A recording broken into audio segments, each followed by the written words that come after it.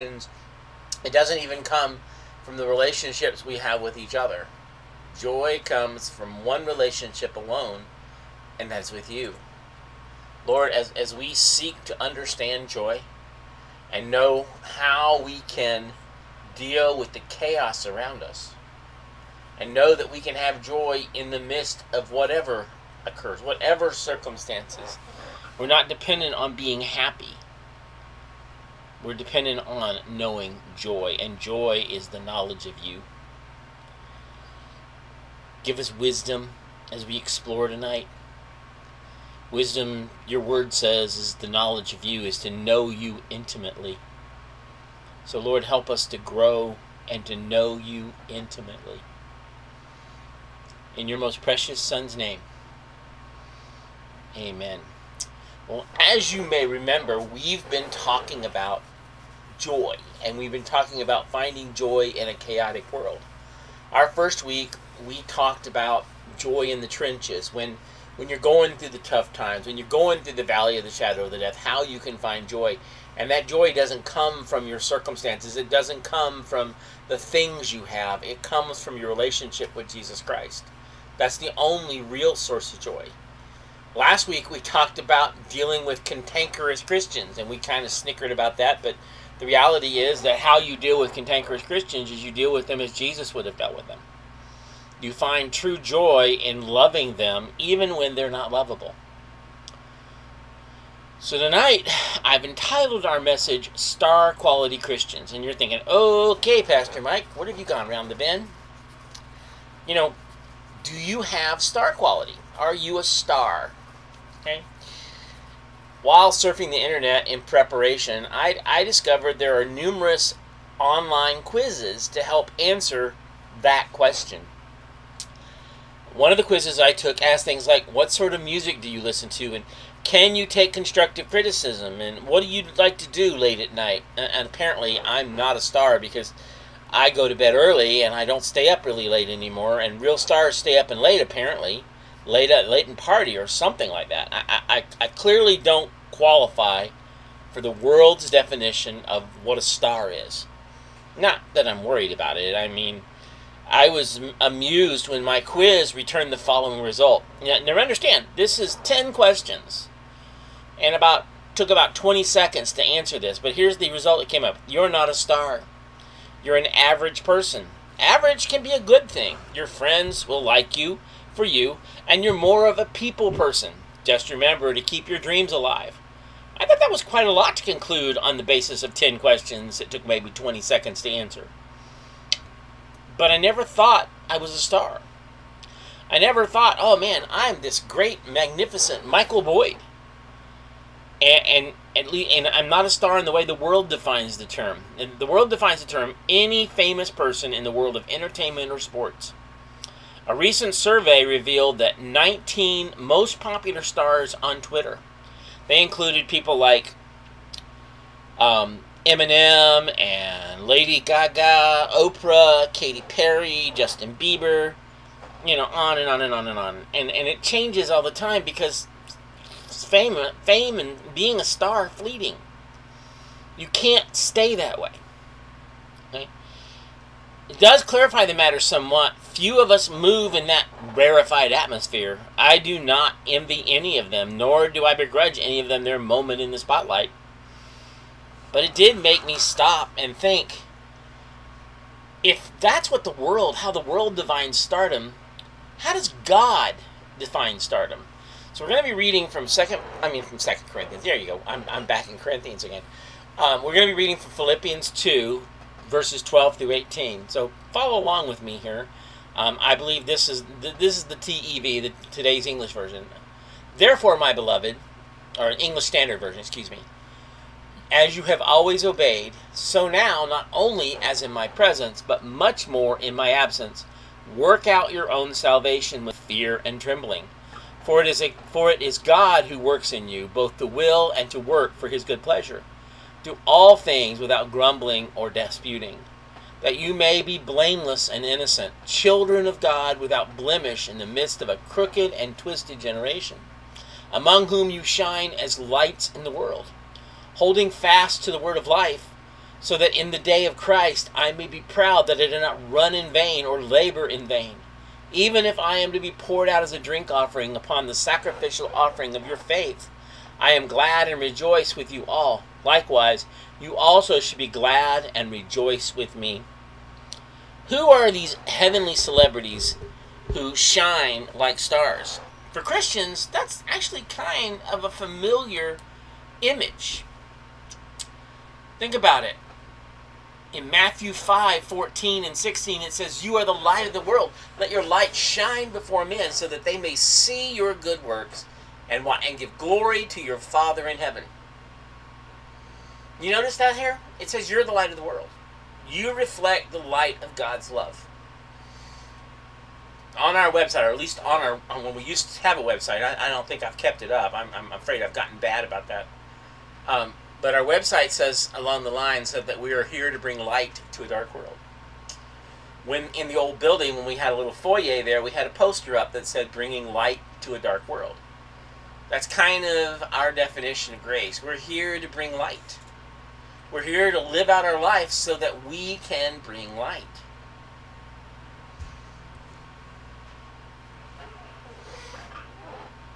Philippians 2:15 says, "You shine like stars in the world."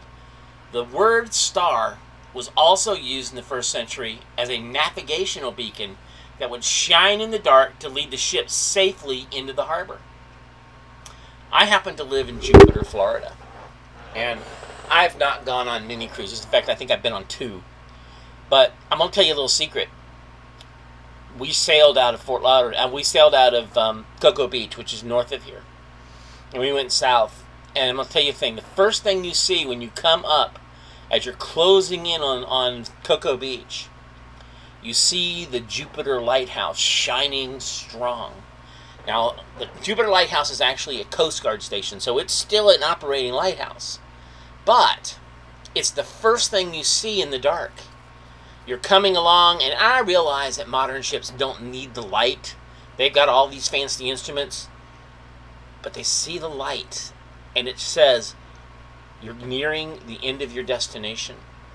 You're shining the light of the lighthouse out into the ocean and guiding ships and warning ships. And that's just it. We're to be like a lighthouse. We're to provide navigational beacons.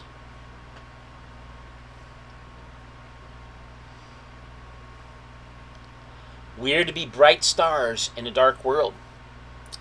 We are put here to shine the light and to guide others safely home to God. There's an old song we used to sing when I was very little. "This little light of mine, I'm going to let it shine. Let it shine, let it shine, let it shine. I ain't going to hide it under a bush. Oh no, I'm going to let it shine. Ain't going to hide it under a bush. Oh no, ain't this little light of mine. Let it shine, let it shine, let it shine." Okay, so I butchered the song somewhat. But that's us. We're the light. We're the light that God uses to reflect off of us. So Paul told the Philippians that they were stars in the world. And how do you spot star quality Christians? Well, I think that's what Philippians 12 through 18 is telling us. How to know the 5 ways to know that we're stars and we shine our light to guide others safely home to God. That's because star quality Christians, those who are willing to let their light shine, have made 5 commitments, and they're important. The first one is, I'm going to do my part. So then, my dear friends, just as you have always obeyed, not only in my presence, but now even more in my absence, work out your own salvation with fear and trembling. Notice Paul's first exhortation, work out your salvation with fear and trembling. Now, I know there's many who want to misinterpret that, and they get confused, and they think, well, we've got to work really hard to earn our salvation. That's not what it's saying. That, of course, is impossible, since Ephesians 2:8 and 9 says that we are saved by grace through faith, and that not by works, lest anyone should boast. It's not yourself. You didn't do it. You didn't save yourself. And so you can't work out your salvation in the sense of earning it. So what does it mean here? Salvation is a gift. It's given to you by God. I think the answer is found in the next verse where Paul reminds us that it is God who is working in you. So work out your salvation. Who's doing the work? God. Okay? Work out your salvation because God is the one who's doing all of this. Okay? So work out your salvation with fear and trembling, but do so by letting God work it out through you. In the first century, the verb work out was used for mining silver. Workers would enter the mine and work out the silver that was already there. In the same way, we are to work out the implications of our salvation in every area of life. Salvation begins when you become a believer, when you accept Jesus. But I have news for you. It doesn't end there. Salvation affects every aspect of your life. If salvation makes no difference in the way you live, you've missed the point of salvation. Salvation should transform you. You should be renewing your mind. You should be transformed. That's what being a believer is you're being changed. When I first got saved, I believed that I had to give up all the fun stuff. I was going to be miserable. Being a believer meant that God was going to take away everything that was fun, and I wasn't going to get to enjoy anything. I'm going to tell you right now, I've been a believer now for 40 years. Yeah, 40 years. I'll let you in a little secret. I get to do everything I want to do as a believer. You know that? I get to satisfy my desires. But here's the difference. Back then, my desires were mine. It's what I wanted. It was selfish. It was self-centered. But God has been transforming me. And now my desires are, I desire to serve Him. God changes me. And He works out my salvation, so that I can give glory to God the Father in heaven. But I work out my salvation with fear and trembling, knowing that I'm not doing any of it. Salvation should affect every aspect of our life. And it never ends with salvation. That's just the first step. True salvation affects every part of your life. If salvation makes no difference, maybe you're not saved.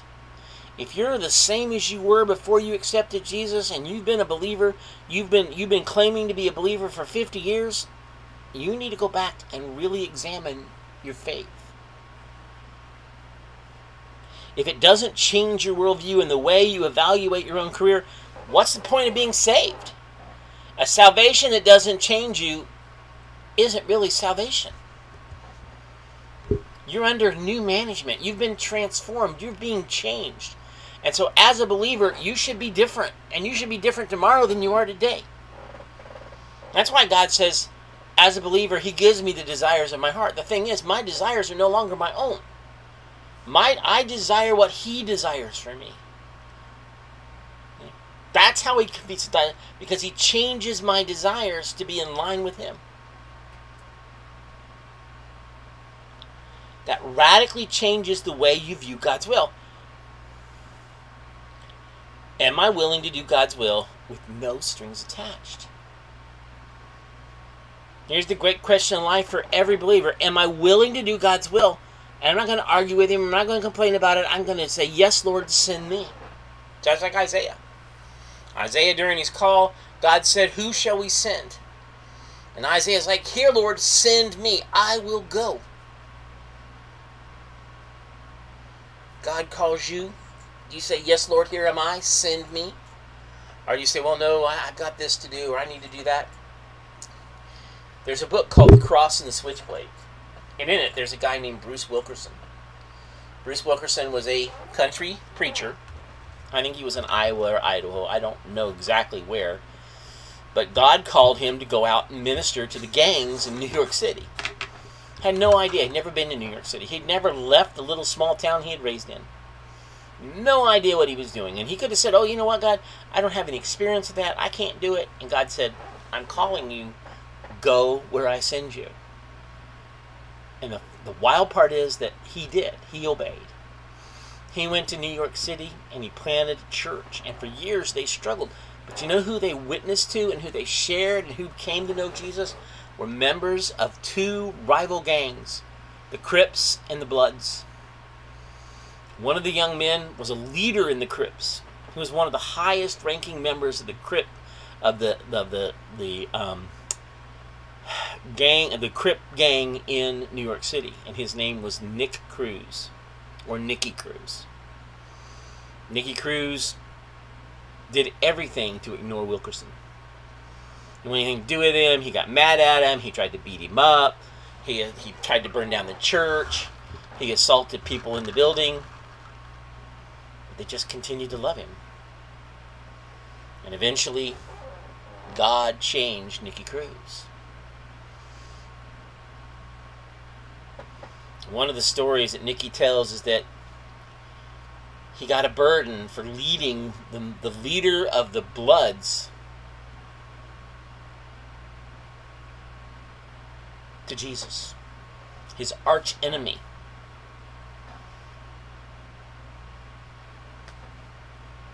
One Sunday evening, he was preaching at Wilkerson's church, and he looks up, and there sits the guy, his arch enemy. He tried to kill him several times.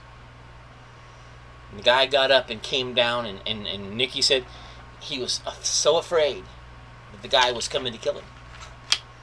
And believe it or not, that's what the guy had planned when he got there. He was going to take care of Nicky Cruz. But he got down there and he was so convicted that he fell on his face, and him and Nicky spent an hour praying together. When that guy walked away, he was saved. He was transformed. He was redeemed. Wilkerson said, yes, Lord, I will go. I have no clue. I have no experience. I have no background, but I'll go. Are you willing to do God's will? Say, yes, Lord, send me. Are you willing to say, yes, Lord, I obey. I submit. The thing is, we talk about you submitting, but that means you got to do this next thing. You got to depend on God. For it is God who is working in you, enabling you then both to desire and to work out this great purpose. We've already noted the phrase, for it is God who is working in you, in verse 13. In fact, one of the founding principles of this church is from Henry Blackaby's book, Experiencing God. There's 7 overarching principles that we kind of operate out of. Number 1, God is already at work. He invites us to join him. He sees us, he says, come and join me. And we go to meet him, and we go to join him in what he's doing, and then we've got to make adjustments. We've got to decide we're going to do it his way and not ours. And I'm afraid so many of us get caught in that point where God says, I'm doing this, come join me, lovingly invites you. You say, yes, Lord, I'm coming, but I got to do this first, or I want to do it my way, or I want to work it out in my methods. And God says, no, that's not what I called you to do. I called you to do it my way.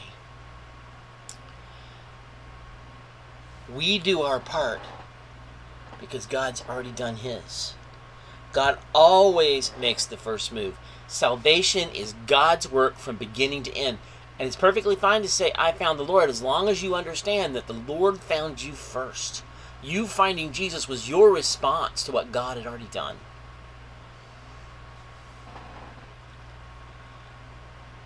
Here's the reality. That verse tells us that God gives us both the will and the ability to do what he commands. First, he changes our want-tos, and then he provides the power to obey. God intends to give us all that we need in every situation so that we can do his will. He will enable us by the Spirit so that we can both desire his will, and then we will do it. I find this thought very encouraging, because I'm going to tell you right now, if we were dependent on Michael Boyd doing it in Michael Boyd's way, and Michael Boyd being dependent on Michael Boyd doing it, we'd be in trouble. But my God says, I'm not, and you depend on me. I've got it all taken care of. You don't have to do anything. Here's the thing. He calls us and he puts us in positions where we are unable to do anything without his help. God calls you to God-sized assignments, and then God steps in and does them. He uses you, but God does all the work.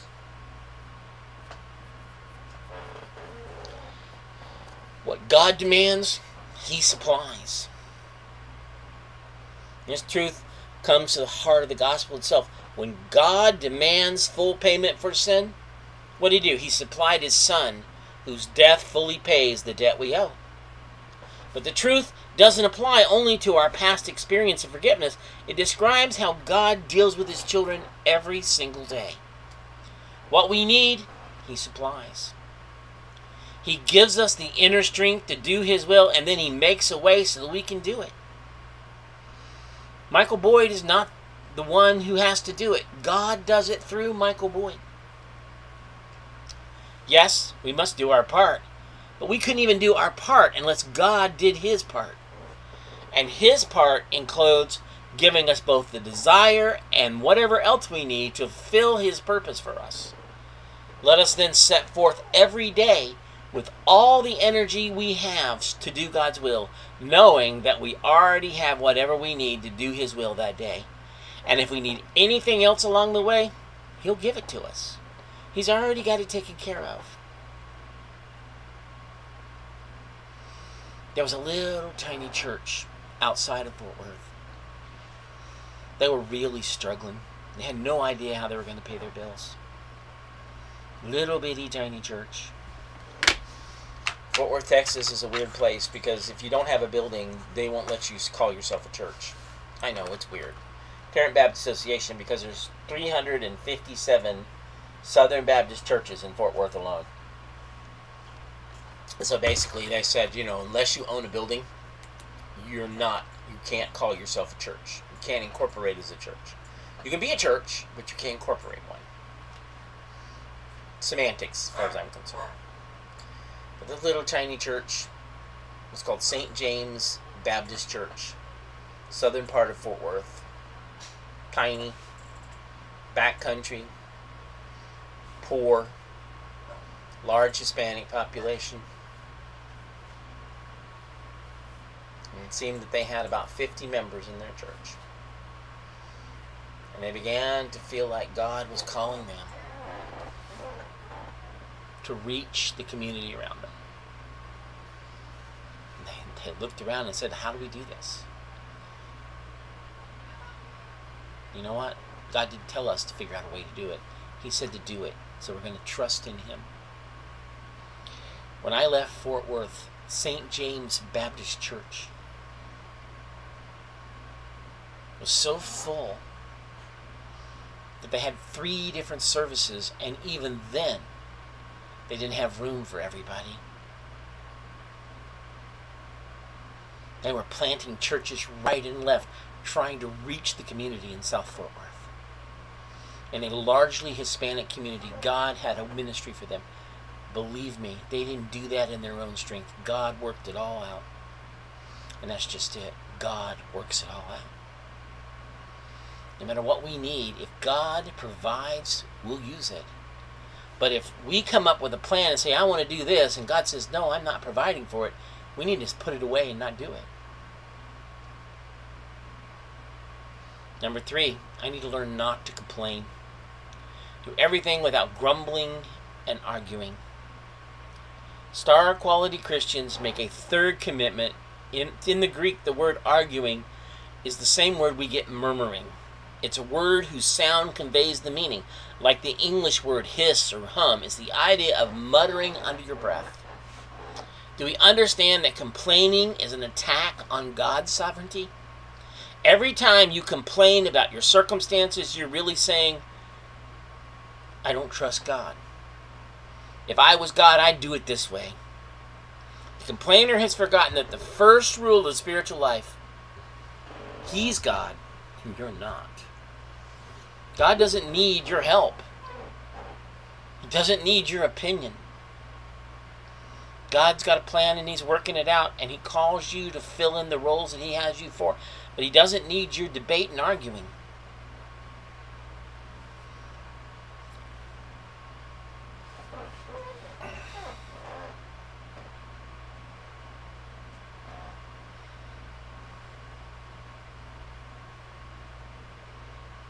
I recall hearing about a man who had saw great victories in preaching the gospel in southern Nigeria.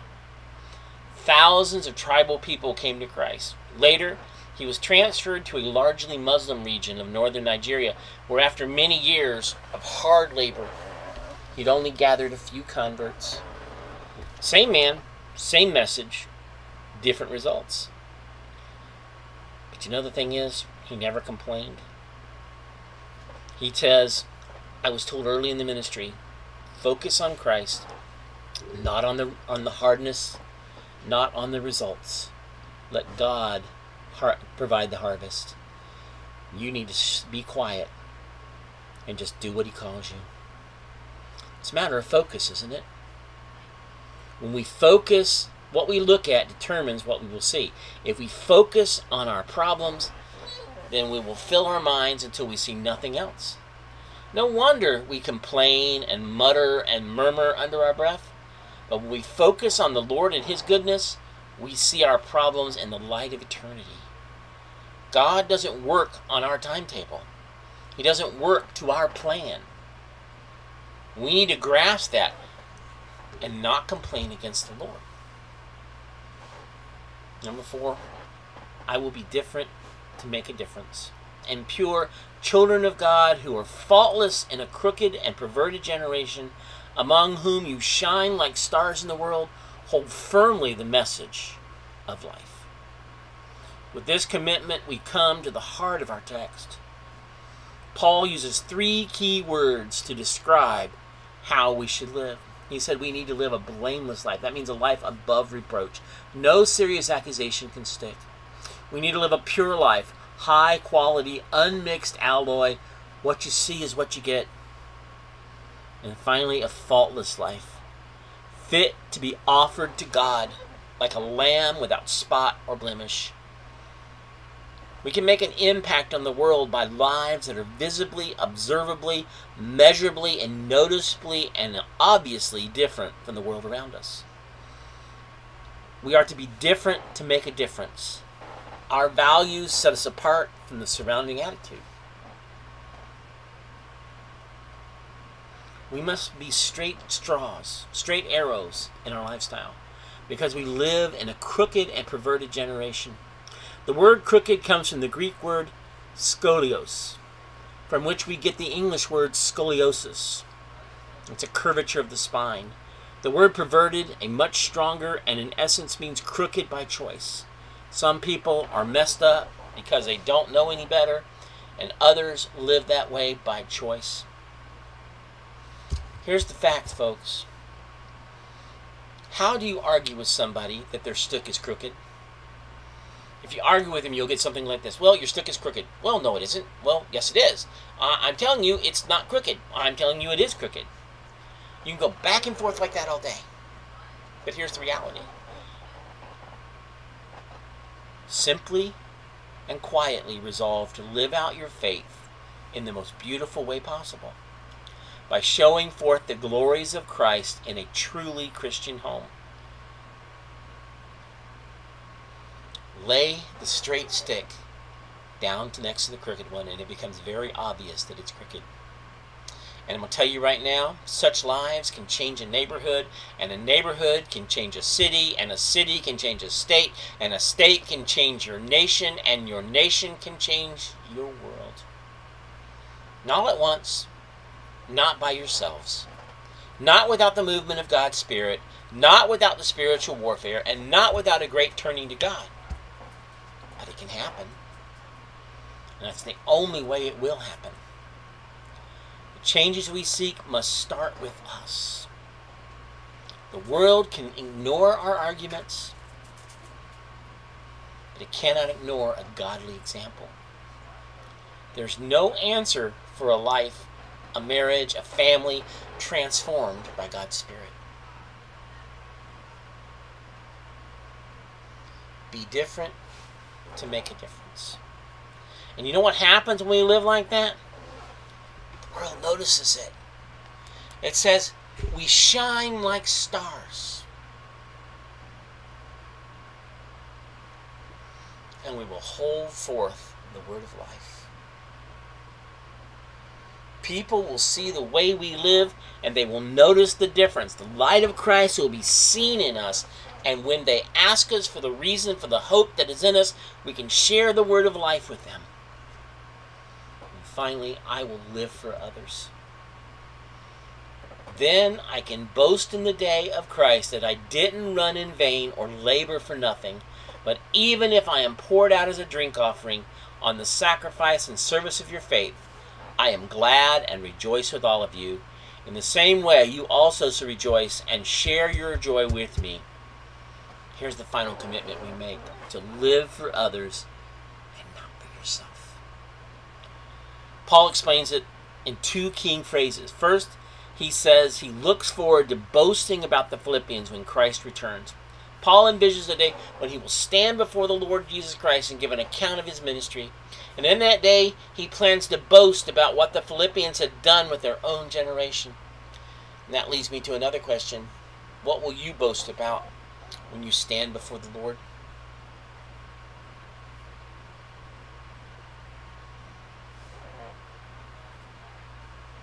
What will you boast about?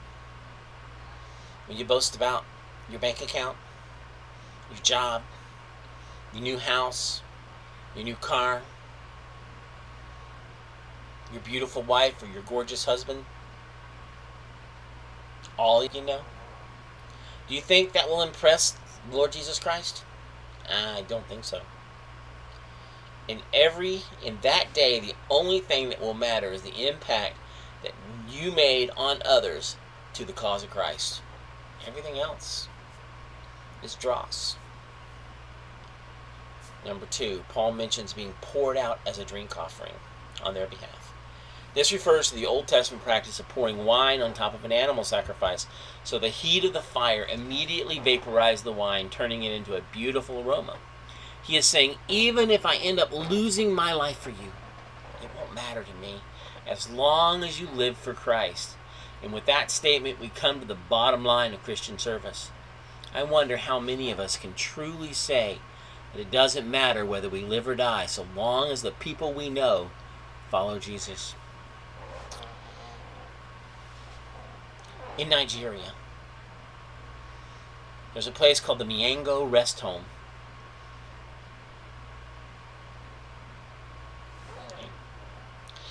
Now, in that country, a rest home conveys a particular image, right? In Nigeria, it means something like a church camp or a conference center. It's a rest and recreation spot for missionaries. It's an idyllic spot in a rural area, perfect place for missionaries to rest from their labors. There's a lovely church built from fieldstone called Kirk Chapel there. It's an oasis, a place to meet God. And behind that chapel, there's a graveyard. It contains about 60 graves of men and women who made the ultimate sacrifice for the sake of the gospel. Half or more of the graves are children, most of them dying to the first few days of weeks of life. Early part of the 20th century, the average life expectancy of a missionary to Africa was only about 8 years. There's a grave there with a man's name on it, and it dates back to 1919. Dates on it 1919 to 1953. The marker reads, placed in loving memory by his wife and children. And underneath that, there's 2 words, abundantly satisfied. There's another one, inscription of a young girl that reads, she is with her best friend and Lord, Jesus Christ. The missionary graveyard at Miango sends this message: God's grace is free, but it's never cheap. The missionaries and their children buried there bear testimony to the high cost of the Great Commission. Reaching the world has never been easy, and Jesus knew that it wouldn't be. That's why he said, "You will have suffering in this world." It's always been true from the very first day. First they killed the prophets, and then they killed the apostles one by one, except for John, who died in exile in Patmos. Tertullian many years ago declared that the blood of the martyrs is the seed of the church. Whenever the church is gone, the cost of a new field has always been paid in blood. There's a stone in that graveyard in Miango. And it reads, and it's a young child. We plant this seed in the hopes that it will someday bear a harvest of souls for the kingdom. What can we say about those buried in Miango? Well, what comes to my mind is Hebrews 11:35. 11:35 to 38. And it's a list of believers who have suffered for their faith. Others were tortured and refused to be released. Some faced jeers and flogging, while still others were chained and put in prison. They were sawed in two, and they were put to death by the sword. They went about in sheepskins and goatskins, destitute, persecuted, and mistreated. And then this wonderful phrase, the world was not worthy of them. Does it seem like too much? Does it seem as if the price was too high to pay? Before you answer, remember that what God did when he sent his own son to the world. Think of what it cost him to provide salvation for a human race that had turned its back on him. God also buried him. He watched him crucified on a tree and buried him. God understands the cost, and he paid for it with his life, death, and resurrection of his son.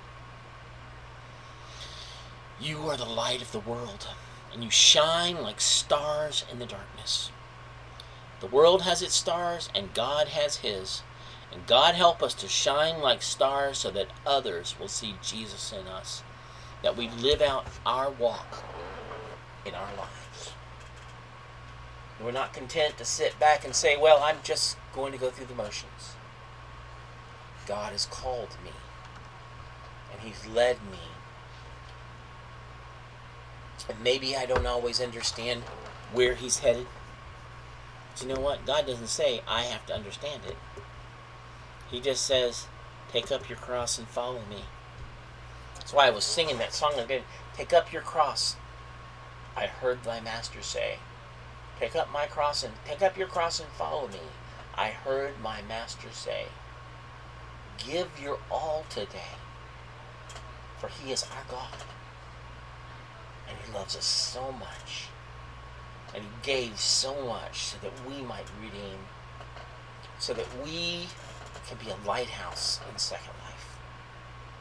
We can proclaim the gospel, not just with our words, but our lives. That we go out into our mission field and proclaim the gospel and live it out to the world around us. Let's close in prayer. Father, I know the words I speak, they call for commitment. They call for something that's